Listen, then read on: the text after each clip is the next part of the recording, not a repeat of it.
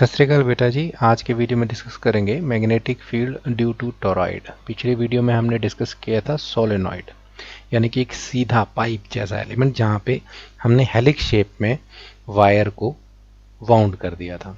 अगर उसी को हम एक सर्कल की शेप में राउंड कर दें सोलेनॉइड को, तो वो एक डिफरेंट शेप, एक सर्कुलर टाइप शेप बना लेगा। तो हम कह सकते हैं टोरॉइड शेप बना लेगा। यानी कि देखिए यहाँ पर जिस तरह से गोल काटा गया है, यहाँ पे अगर काट दिया इस पीस को और सीधा कर दी जाए तो आपको सोलेनॉइड ही मिल जाएगा। तो मैग्नेटिक फील्ड भी इसकी एक्सिस पर उतनी ही आती है जितनी सोलेनॉइड की आती है। वही हम अभी प्रूव भी करेंगे। पर इसकी शेप होने के कारण यहाँ पर तीन जगह हमें मैग्नेटिक फील्ड निकाल लेनी चाहिए। बाहर कितनी होगी, अंदर कितनी होगी और एक्सिस पे कितनी होगी। एक्सिस मतलब इनके अंदर, ये टोरॉइड के अंदर कितनी होगी मैग्नेटिक फील्ड। तो सबसे पहले इसमें एम्पियर सर्किटल लॉ ही यूज़ करेंगे हम। तो जो हम एक्सिस लेंगे, एक पाथ लेंगे एक्सिस के अराउंड, ये एक पाथ ले लिया, यानी कि हमारी ये रही एम्पीरियन लूप। मान लीजिए सेंटर से ये आर डिस्टेंस पे है।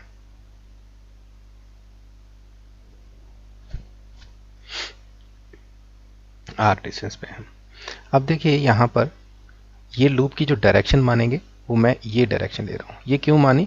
क्योंकि देखिए यहाँ पर करंट इस तरफ जा रहा है, तो इस तरह से करंट आ रहा होगा हर एक लूप में।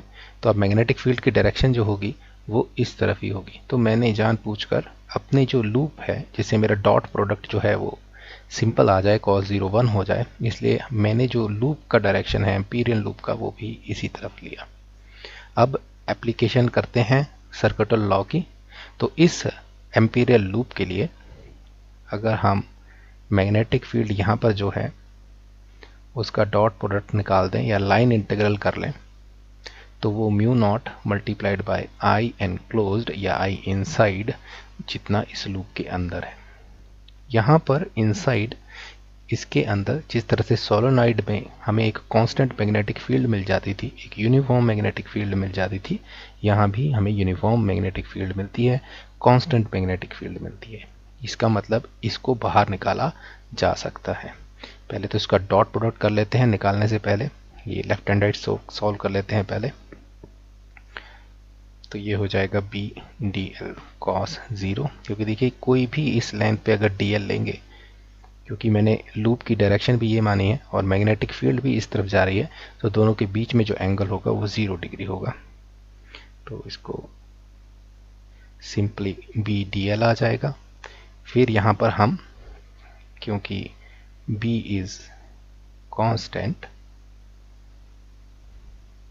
हम कह सकते हैं जो हमारा राइट हैंड साइड हो गया है, लेफ्ट हैंड साइड हो गया है सॉरी, वो हो गया है b dl। यानी कि ये जो dl है इसको आप छोटे पीसीज में कर दीजिए इस पूरे सर्कल को, और फिर इकट्ठा करिए। वो क्या हो जाएगा, इस सर्कल का जो सरकमफेरेंस हो जाएगा वही तो हो जाएगा। तो ये देखिए dl क्या हो जाएगा, b इंटू 2πr। अब देखिए mu naught multiplied by I enclosed, इसके अंदर कितना करंट पास कर रहा होगा, इसके थ्रू ये जो सरफेस, अगर मान लें हम ये जो लूप है एक सरफेस सा बना रही होगी, तो यहाँ पे कितना करंट पास कर रहा होगा। तो यहाँ पे सिंपली पता लग रहा है जितने टर्न्स होंगे, जितने यहाँ पर इस टोरॉइड्स में टर्न है, उतनी बार ही तो इस सरफेस से जाएगा हमारा करंट। तो सिंपली हम कह सकते हैं कि नंबर ऑफ टर्न्स अगर n है, नंबर ऑफ टर्न्स n है, तो उतने से ही मल्टीप्लाई हो जाएगा करंट। अगर i आ रहा है तो उसने n टाइम्स इस सरफेस से, हमारे लूप के सरफेस से क्रॉस करना है। तो ये आ गया हमारा RHS। Hence b into 2πr is equal to mu not n into आई।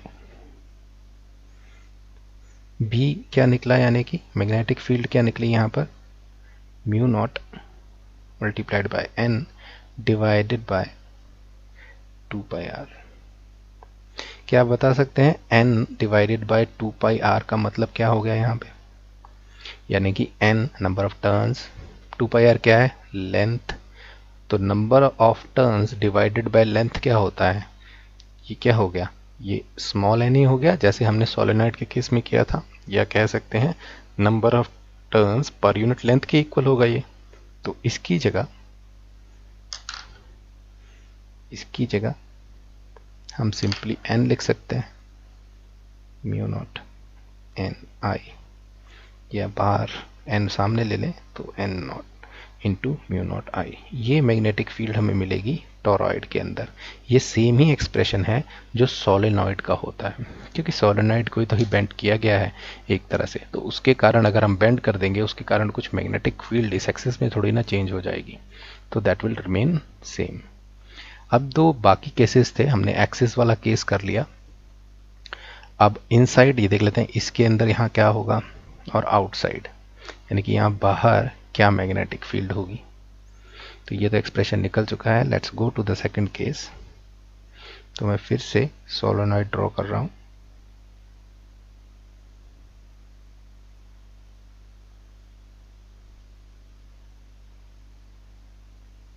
इस तरह से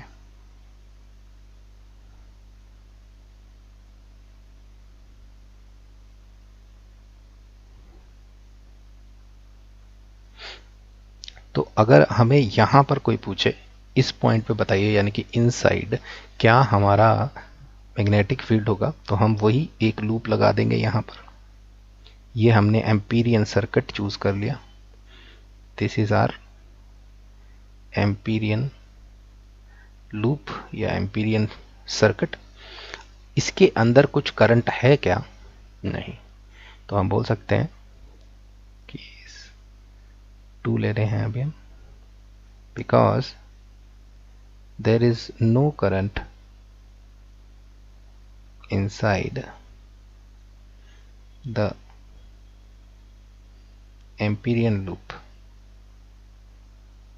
जिस तरह से गॉस लॉ में अगर चार्ज अंदर ना हो तो हम बोल देते थे कि वहां पर कोई फ्लक्स नहीं होगी, उसी तरह से हम यहां भी बोल सकते हैं इस एम्पीरियन सर्किट लूप में इसके अंदर क्योंकि कोई करंट क्रॉस नहीं कर रहा इस पाथ के थ्रू, तो हम इसको बोल सकते हैं कि यहाँ पर मैग्नेटिक फील्ड भी जो होगी वो ज़ीरो होगी। यानी कि अगर हम यहाँ पे लगाना भी चाहें